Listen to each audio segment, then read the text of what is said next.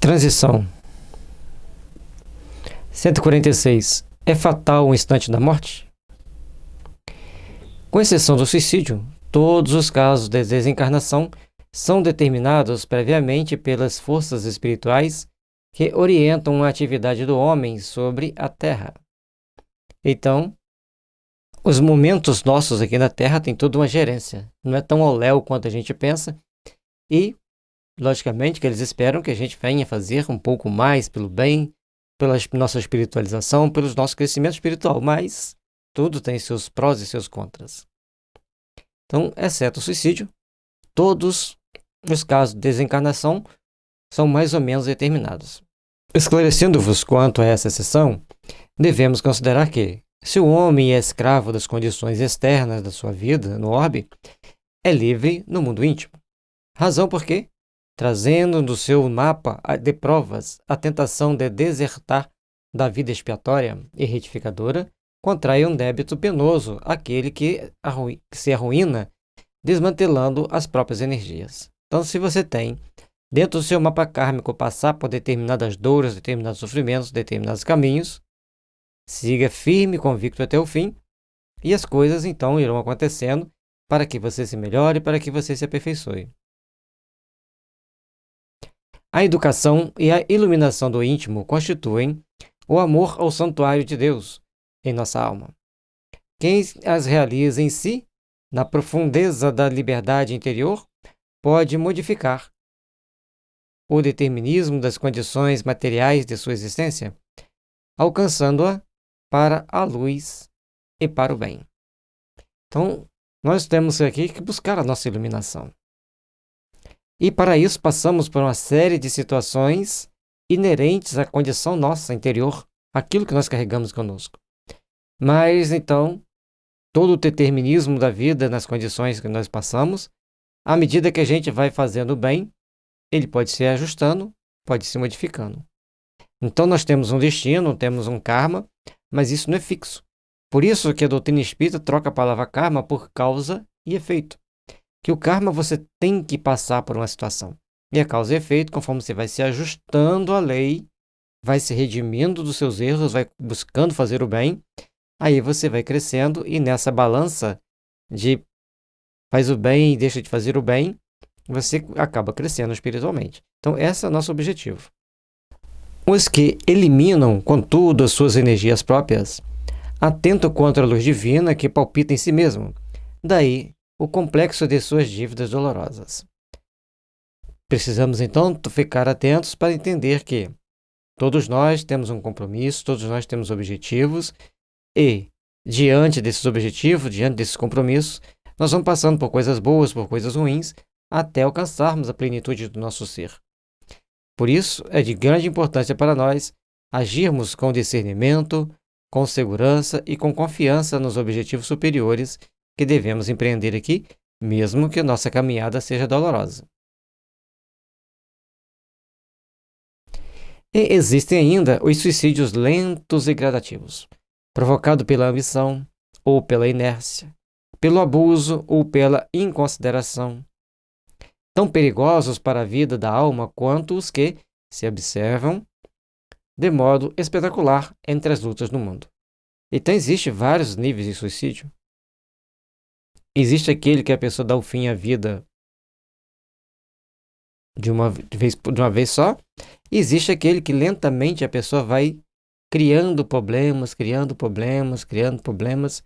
que aparentemente faz parte do dia a dia dele, mas ele está se adoecendo, está se complicando, devido a um conjunto de fatores que o leve a agir no sentido de perder energia, desgastar-se com aquilo que não vai trazer benefício de volta. Tanto a ambição quanto a inércia é um suicídio.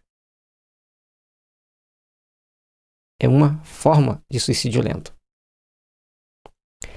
Essa é a razão pela qual tantas vezes se batem os instrutores dos encarnados pela necessidade permanente de oração e de vigilância, a fim de que os seus amigos não fracassem nas tentações. Então nós temos que ficar atento porque nossos protetores estão sempre tentando nos ajudar, nos impulsionar para procurarmos fazer o melhor possível para crescermos, para aprimorarmos, para nos tornar melhor. E, ao longo da nossa existência, nós vamos, então, construindo nas nossas forças íntimas as luzes do bem, as luzes do amor, as luzes da fraternidade. Somente elas irão nos impulsionar para dias melhores, somente elas irão nos impulsionar para as realizações superiores da vida. 147. Proporciona à morte mudanças inesperadas e certas modificações rápidas, como será de desejar? A morte não prodigaliza estados miraculosos para nossa consciência. Então, quando você morre, você está livre do corpo físico. Mas libertar-se do corpo físico é diferente de ficar livre do corpo físico. Desencarnar é mudar de plano, como alguém que transfere de uma cidade para outra e no mundo, sem que o fato lhe altere as enfermidades e as virtudes, com as simples modificações dos aspectos exteriores. Importa observar apenas a ampliação desses aspectos, comparando-se o plano terrestre com a esfera de ação dos desencarnados.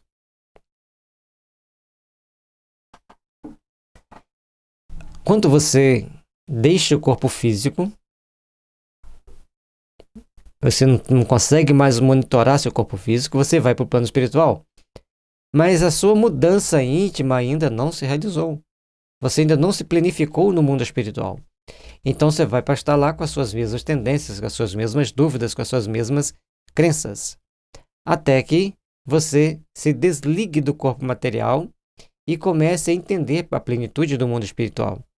Para começar, então, a ter certos vislumbres diferenciados e mais positivos com relação à vida. Imaginar um homem que passa de sua aldeia para uma metrópole moderna. Como se haverá, na hipótese de não se encontrar devidamente preparado, em face dos imperativos dessa nova vida? Você está lá numa pequena vila, num distritozinho pequeno no interior, e de repente você cai numa cidade grande como Rio, São Paulo e tantas outras, ou até mesmo uma cidade maior em relação à vila, mas menor em relação às grandes capitais. Você vai ter certas dificuldades. Você vai começar a ver que é um mundo totalmente diferente e você tem que se adaptar a novas regras, a novas condições de vida naquele local, naquela região. A comparação é pobre, mas serve para esclarecer que a morte não é salto dentro da natureza. A alma prosseguirá na sua carreira evolutiva sem milagres prodigiosos. Agora, logicamente, que ela vai continuar o seu processo evolutivo, mas tem alguns espíritos que chegam no plano espiritual com um período de 1 dia a 1 ano, ele adquire a sua plenitude psíquica. Eu disse de 1 dia a 1 ano porque tem uma infinidade de variáveis inerente a cada um. E aí, cada um, com seu cada um, vai adquirindo as suas potencialidades, as suas possibilidades de crescimento espiritual.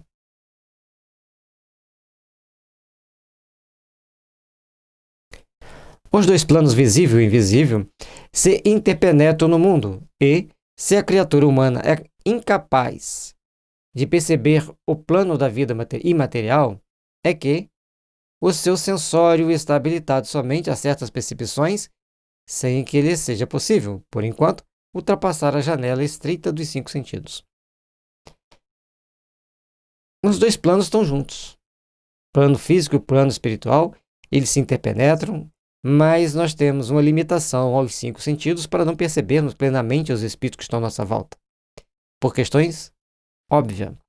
Porque muitos espíritos, seus espíritos estão presos em torno de nós, a maioria deles, estão em condições um pouco penosas, difíceis. E muitos de nós iríamos ficar mais perturbados do que esclarecidos com aquela visão. E ao chegarmos no plano espiritual, continuamos mais ou menos dentro do mesmo sentido, até que possamos resplandecer as nossas possibilidades. 148. Que espera o homem desencarnado diretamente nos seus primeiros tempos da vida em túmulo? A alma desencarnada procura naturalmente as atividades que lhe eram prediletas nos círculos da vida material. obedecendo aos laços afins, tal qual se verifica nas sociedades do vosso mundo. Então, o que nós vamos procurar fazer quando chegar no plano espiritual? Aquilo que nós estivermos ambientado a fazer aqui, nós vamos querer fazer lá. É natural, é assim que acontece, é assim que se procede, até que consigamos alcançar a plenitude do nosso ser, o que leva algum tempo. Daí a necessidade de encararmos todas as nossas atividades no mundo como a tarefa de preparação para a vida espiritual, sendo dispensável à nossa felicidade, além do sepulcro, que tenhamos um coração sempre puro. Então nós temos a necessidade de nos preparar a cada dia, estarmos sempre nos preparando para essa grande jornada, porque quando chegarmos no plano espiritual, já estarmos mais ou menos habilitados a estarmos entre os bons. 149. Logo após a morte, o homem que se desprende do invólucro material pode sentir a companhia dos entes amados que o precederam no além-túmulo? Quanto tempo nós levamos para perceber os nossos amigos espirituais, nossos entes espirituais lá do outro lado? Se a sua existência terrestre foi o apostolado do trabalho e do amor a Deus, a transição do plano terrestre para a esfera espiritual será sempre suave. Então, se você fez o bem, trabalhou pelo bem, purificando-se pelos bons sentimentos, você chega do outro lado com a forma bem suave. Mas se você é aguerrido, tinhoso, briguento, não faz nada pelo bem do próximo, as coisas são muito mais complicadas. Nessas condições, poderá encontrar imediatamente aqueles que foram objeto de sua afeição no mundo, na hipótese de se encontrarem no mesmo nível de evolução. Então, vai encontrar os entes queridos se tiver no mesmo nível de evolução. Um pouquinho mais, um pouquinho a menos, mas estiver dentro do mesmo nível, aí vão se encontrar. Caso contrário, uma felicidade doce e uma alegria perene estabelece-se nesses corações amigos e afetuosos, depois das amarguras da separação e da prolongada ausência. A separação não é sempre muito agradável, e o tempo de ausência varia dentro de uma infinidade de aspectos para que a gente possa buscar alcançar a plenitude do nosso ser, a plenitude do nosso crescimento espiritual. Entretanto, aqueles que se desprendem da terra, saturados de obsessões pelas posses efêmeras do mundo e tocados pela sombra das revoltas incompreensíveis, não encontram tão depressa os entes queridos que os antecederam na sepultura. Suas percepções restritas à atmosfera escura dos seus pensamentos e seus valores negativos impossibilitam-lhes as doces venturas do reencontro. Conforme dissemos antes, se você está bem, trabalhou no bem, você vai encontrar facilmente. Se você está cheio de desequilíbrio, cheio de ódio, mágoas e outras tentações, você vai te levar mais tempo para encontrar esses entes queridos, para encontrar os amigos que já chegaram primeiro do que você no plano espiritual. É por isso que observai tantas vezes espíritos sofredores e perturbados, fornecendo a impressão de criaturas desamparadas e esquecidas pela tarefa da bondade superior, mas que, de fato, são desamparadas por si mesmos, pela sua perseverança no mal, na intenção criminosa e na desobediência aos sagrados divinos desígnios de Deus. Então, nós precisamos aprender, desde agora, a observar mais os desígnios divinos, ser mais obedientes, porque somente assim nós vamos dando os passos necessários ao nosso crescimento, ao nosso aperfeiçoamento espiritual. 150. É possível que os espíritas venham a sofrer perturbações depois da morte? A morte não apresenta perturbações à consciência reta e ao coração amante da verdade e do amor dos que viveram na terra, tão somente para o cultivo da prática do bem, mas suas variadas formas e dentro das mais diversas crenças. Então, todos estão passando aqui na terra por experiências e quem cultiva a verdade, o amor e o bem vai conseguir viver no mundo espiritual dentro dos parâmetros da verdade, do amor e do bem. E aqueles que ficam aqui cultivando ódio, remorso, mágoa, chega lá, vai passar por aquelas mesmas situações, por aquelas mesmas condições, até que se busque o equilíbrio. Que o espiritista cristão não considere o seu título de aprendiz de Jesus como um simples rótulo, ponderando a exortação evangélica, muito se pedirá de quem muito recebeu, preparando-se nos conhecimentos e nas obras do bem, dentro das experiências do mundo, para a sua vida futura, quando a noite do túmulo houver descerrado os seus olhos espirituais, a visão da verdade, em marcha para as realizações da vida imortal. Nós estamos aqui passando por experiências, por empreendimentos de aprendizado. Todos estamos buscando construir os nossos amanhãs. Todos estão buscando construir as bênçãos do amor que deve ser introduzida em nossos corações, em nossas almas. Precisamos, assim, aprender a nos fortalecer, aprender a trabalhar intimamente para que o bem verdadeiro esteja presente em nossos corações, para que o bem verdadeiro esteja nos fortalecendo para as realizações sublimes do amor e da paz. Trabalhemos, pois, por nos fazermos melhores, trabalhemos, pois, para nos edificar nas forças do bem, na construção dessa luz imortal que deve sempre pulsar em nossas almas. 151. O espírito desencarnado pode sofrer com a cremação dos elementos cadavéricos? Na cremação, faz-se mistério exercer a piedade com os cadáveres, procrastinando por mais horas o ato de destruição das vísceras materiais, pois, de certo modo, existem sempre muitos ecos de sensibilidade entre o espírito desencarnado e o corpo, onde se extinguiu o tônus vital. As primeiras horas sequentes ao desenlace, em vista dos fluidos orgânicos que ainda solicitam a alma para a sensação da existência material. A morte não é tão simples quanto se parece. Então, faz-se necessário 72 horas. Ele fala o máximo de horas possíveis. Faz necessário 72 horas para que se dê a cremação, que é pelo menos 72 horas, que quando o espírito vai se deslaçando, vai se desligando do corpo para seguir o seu caminho evolutivo, para seguir o seu processo de melhoria ao longo da existência.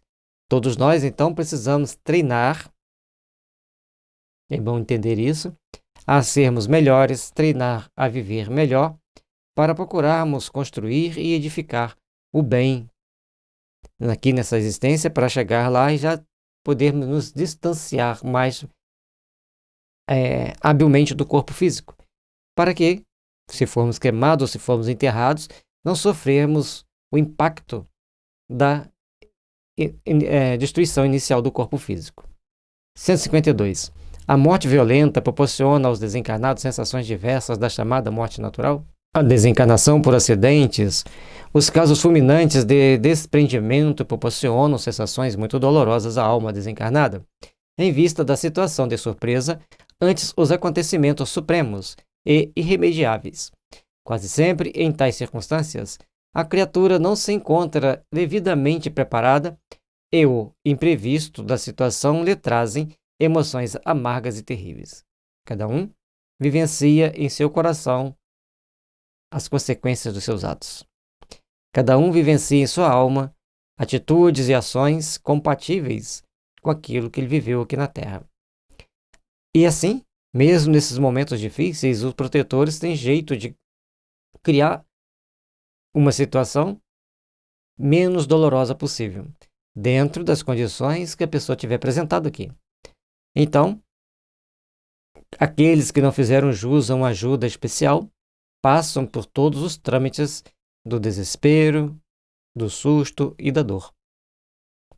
Mas, quando a encarnação também está prevista para o desencarne abrupto, essa parte é prevista e estudada com todas as técnicas possíveis para que aquele espírito sofra menos, e também vem os técnicos para fazer com que ele deixe o máximo de fluidos pesados no corpo físico para sua alma ascender mais livremente. Então, morte. O ato de morrer, aparentemente, é só um. Todo mundo morre. Mas existem tantas mortes quanto existem almas encarnadas para morrer. Cada um tem a sua morte particular, cada um tem o seu espaço de recuperação particular, e assim todos vão passando pela situação necessária ao seu desdobramento pós-morte e para seguir o caminho evolutivo necessário. Entretanto, essas surpresas tristes não se verificam para as almas no caso das enfermidades dolorosas e prolongadas, em que o coração e o raciocínio se tocam das luzes das meditações sadias, observando as ilusões e os prejuízos do excessivo apego à terra, sendo justo considerarmos a utilidade e a necessidade das dores físicas nesse particular. Porquanto, somente com o seu concurso precioso pode o homem alijar o fardo de suas impressões nocivas do mundo, para penetrar tranquilamente os umbrais da vida no infinito. Então, todos nós temos um conjunto de situações, de necessidades a passarmos aqui na Terra. Cada um de nós vamos passando, então, por experiências, por reflexões, devido às dores naturais que nos assolam a vida. E aqueles que ficam com a doença longa, prolongada e dolorosa no final, ele também vai se preparando. Desde que ele vai ser tocado pelas luzes da meditação sadia e observando as ilusões e os prejuízos do excessivo apego à terra para ele buscar aquilo que é útil no plano espiritual.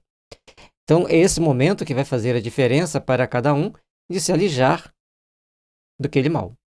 Porque cada um de nós carregamos conosco certas tendências, certas malícias, certas maldades, e só vamos nos melhorar quando passarmos, então, por esse processo que o Emmanuel traz ali para a gente, de autorreflexão, de sublimação dos nossos entendimentos para a nossa caminhada evolutiva para o grande despertar do amanhã.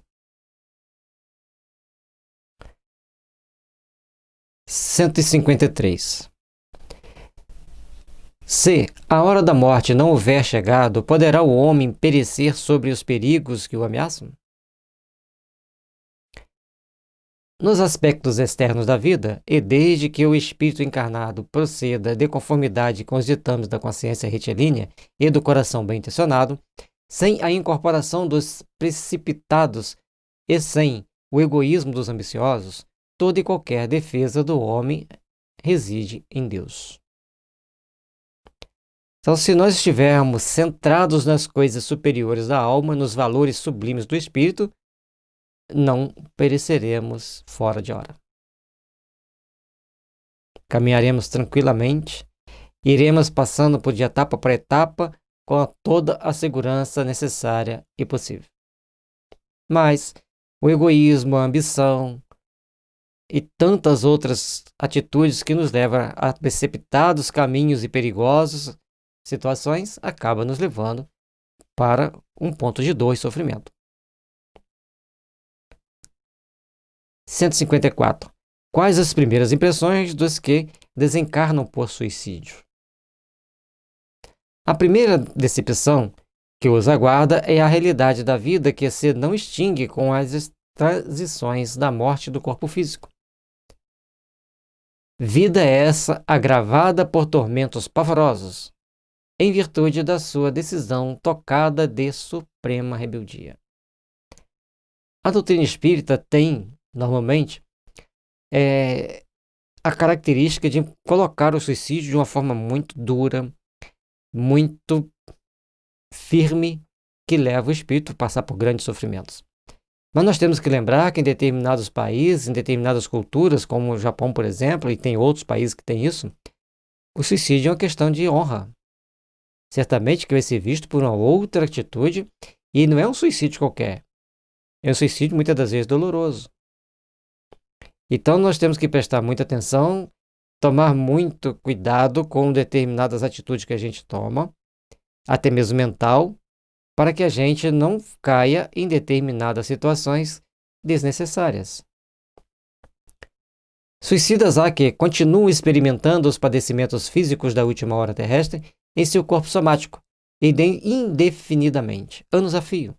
Sentem as impressões terríveis do tóxico que lhes aniquilou as energias, a perfuração do cérebro pelo corpo estranho partido da arma usada no gesto supremo, o peso das rodas pesadas sobre as quais se atiraram na ânsia de desertar da vida.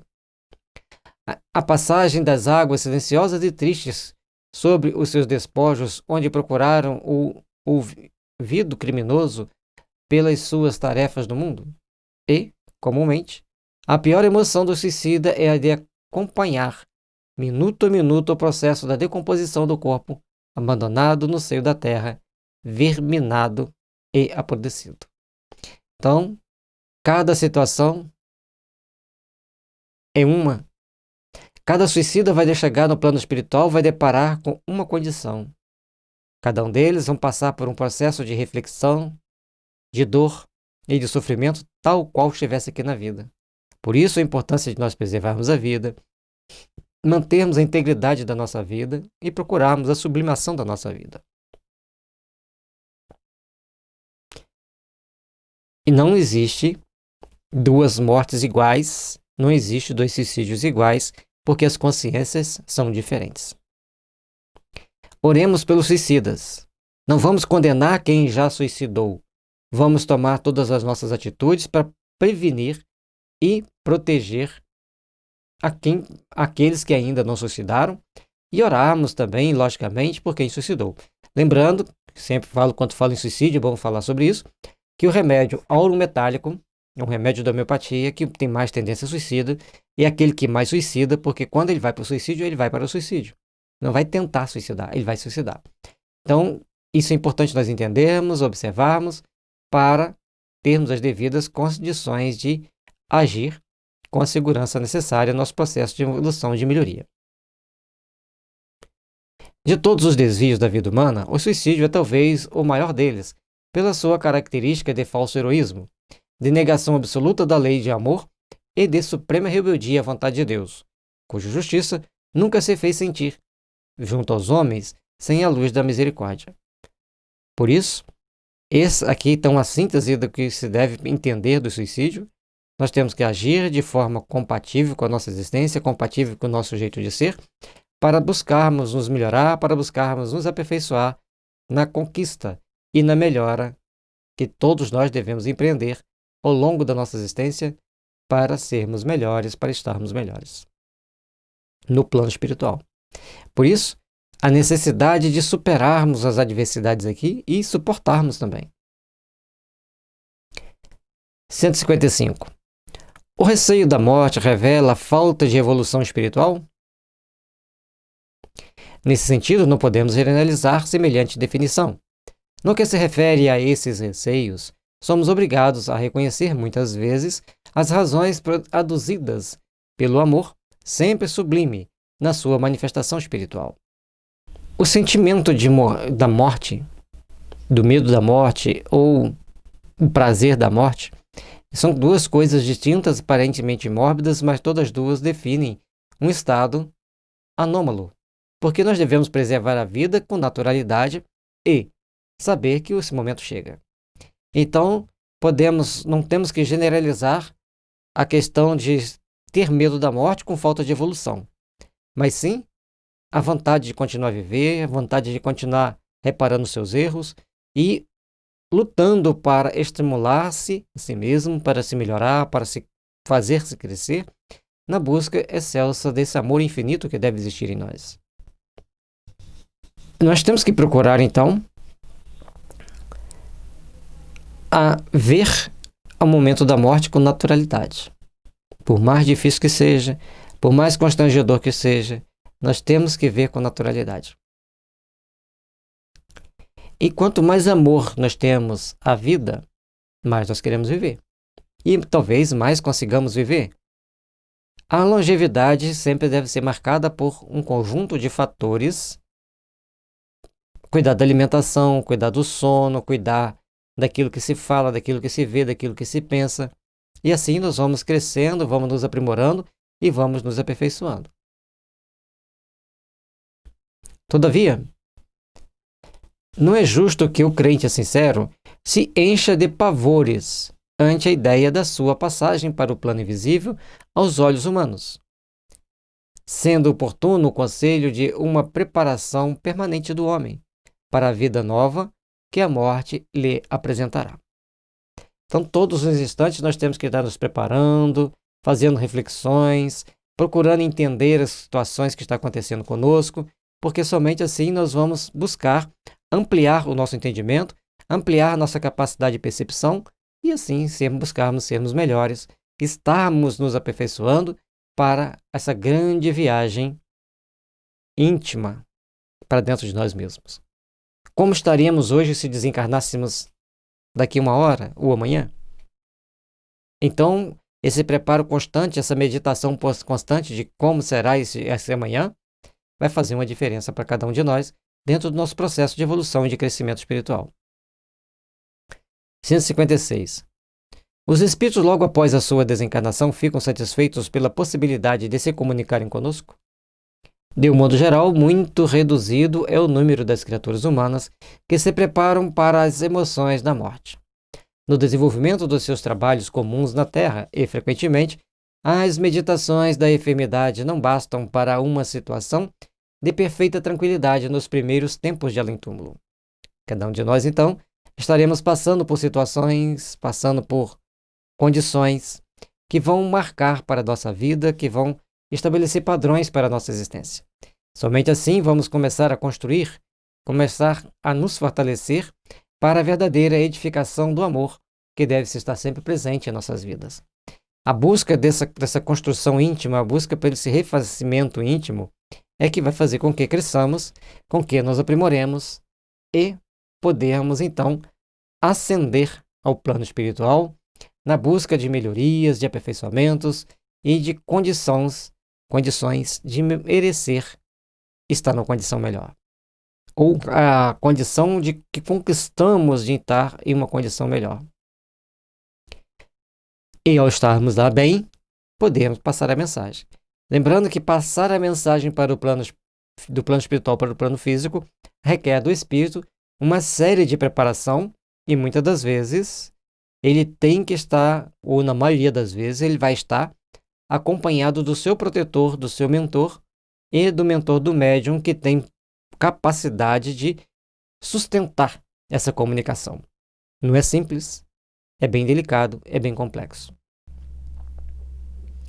Eis o motivo porque tão salutares se fazem as vossas reuniões de estudo e de evangelização, às quais concorre grande número de irmãos nossos ansiosos por uma palavra da terra, porquanto as impressões que trazem do mundo não lhes permitem a percepção dos mentores elevados das mais altas esferas espirituais.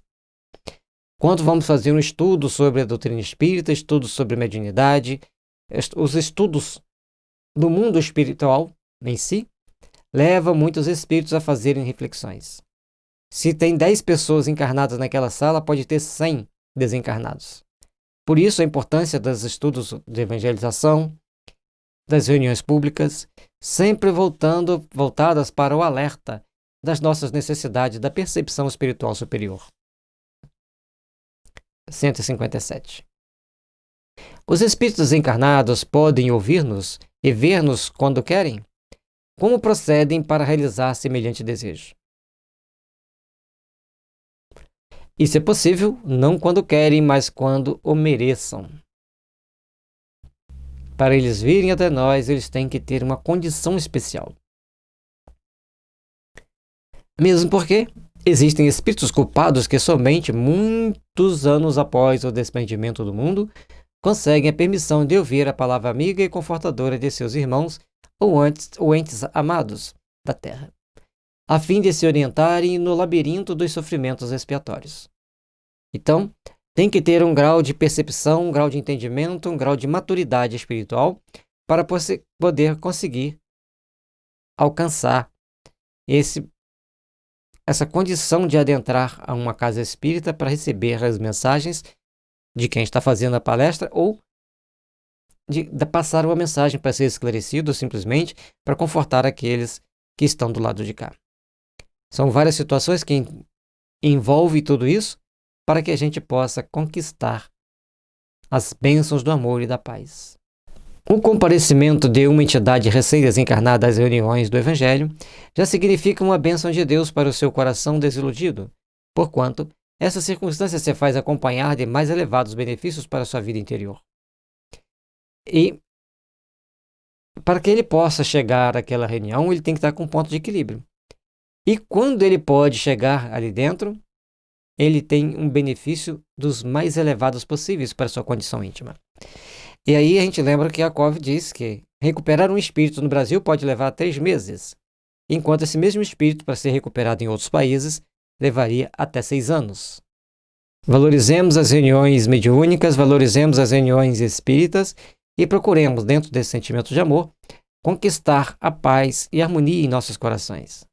Procuremos, então, fazer o possível para estarmos bem, para crescermos espiritualmente e, assim, conquistarmos a verdadeira paz que ilumina nossos corações transcendentemente para as existências futuras, para as realidades superiores da alma.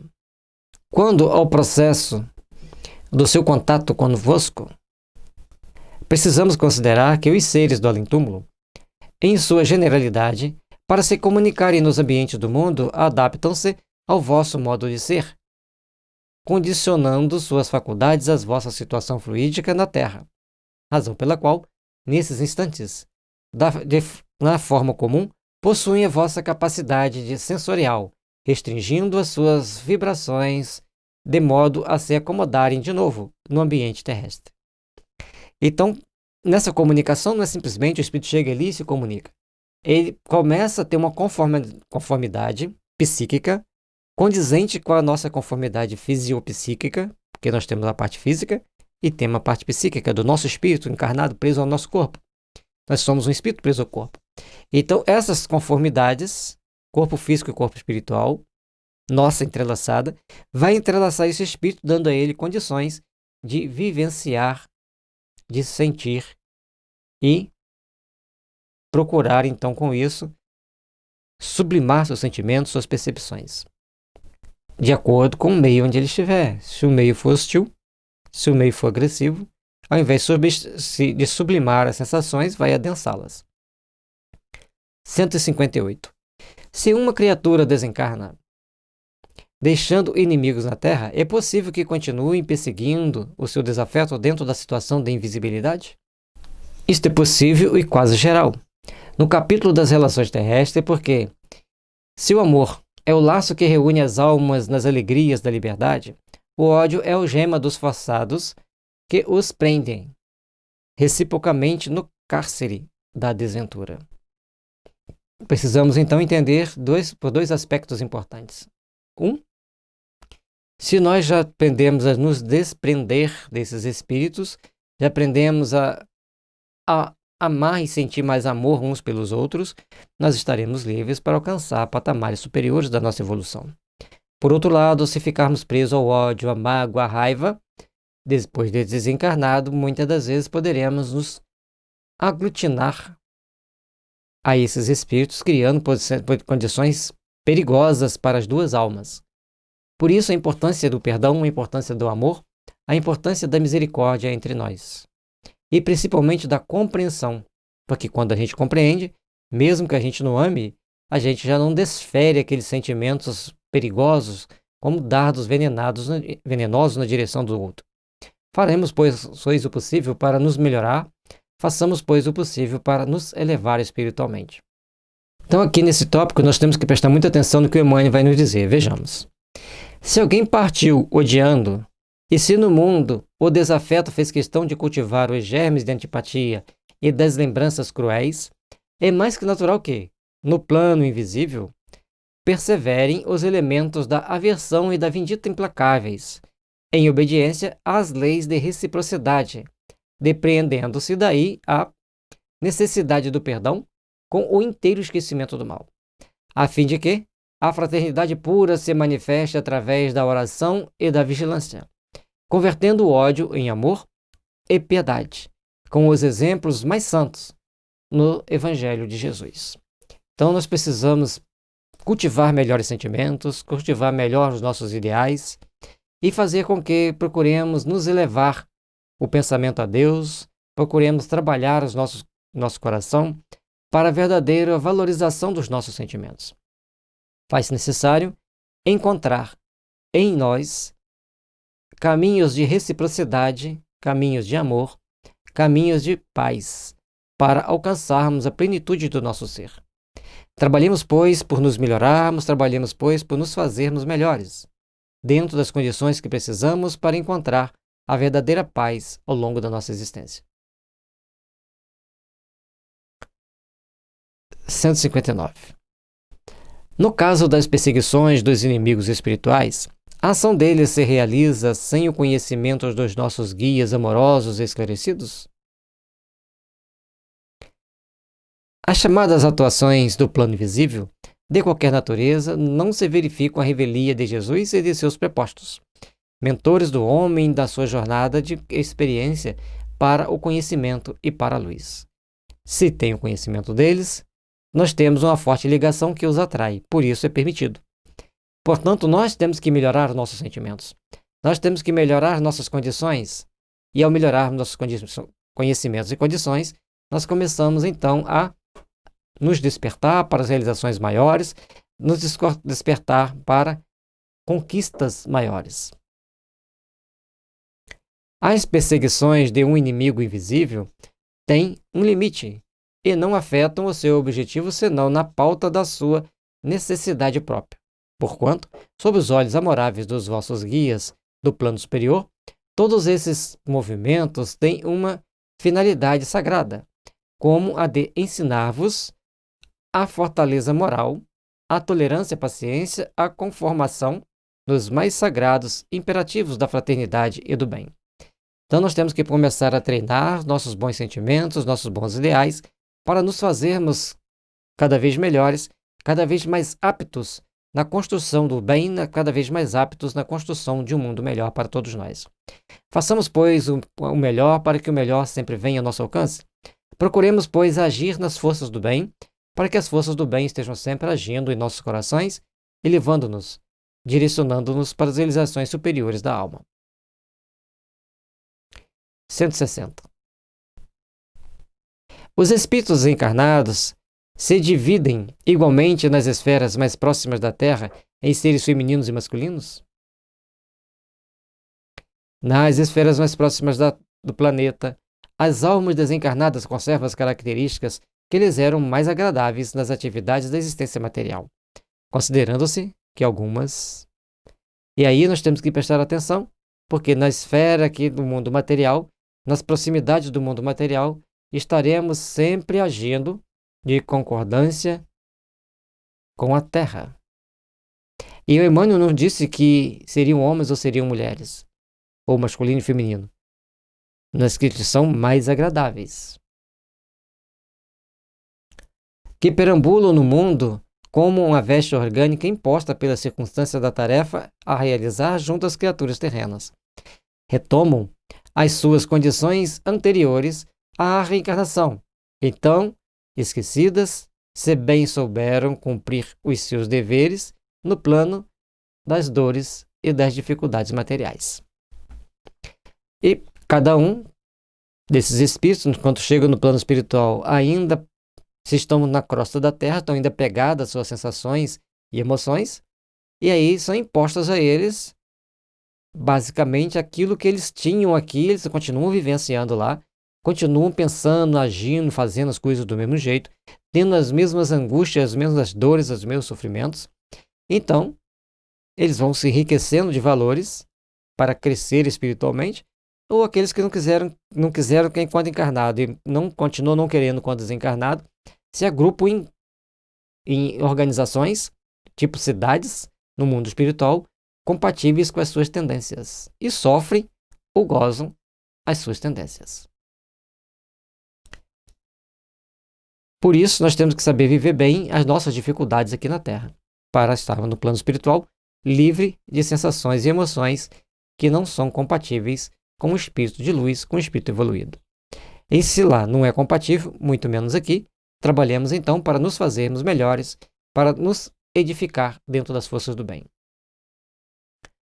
Dilatando, porém, a questão, devemos ponderar que os espíritos, com esses ou aqueles traços característicos, estão em marcha para Deus, purificando todos os sentimentos e embelezando as próprias faculdades a fim de refletirem a luz divina, transformando-se então nessa ou naquelas condições perfeitos executores dos desígnios do Eterno. Aí nós temos que estar aqui na Terra, então, como espíritos com as características que nos foi dada pela marcha evolutiva, e a gente tem que procurar se purificar ao máximo para nos embelezar dos bons sentimentos, dos bons ideais, para podermos crescer e adquirirmos faculdades próprias a fim de refletirmos a luz divina, transformando-nos em nosso mundo íntimo em um mundo de paz, de amor e de fraternidade. Todos nós somos responsáveis e corresponsáveis pelas nossas ações. Se atraímos obsessores, oremos por eles. Peçamos ajuda aos nossos mentores. Porque enquanto permanecermos na inércia ou nos maus sentimentos, estaremos presos a esses espíritos que nos farão sofrer, que nos farão passar por muitas situações difíceis. É então necessário começarmos a fazer uma grande reflexão. Como estamos agindo? Estamos procurando embelezar nossa estrutura psíquica para chegarmos ao plano espiritual mais livre das nossas tendências inferiores? Ou estamos nos adensando ao mundo material, cultivando vícios, tendências perigosas, ódios, vinganças, que nos fazem sofrer?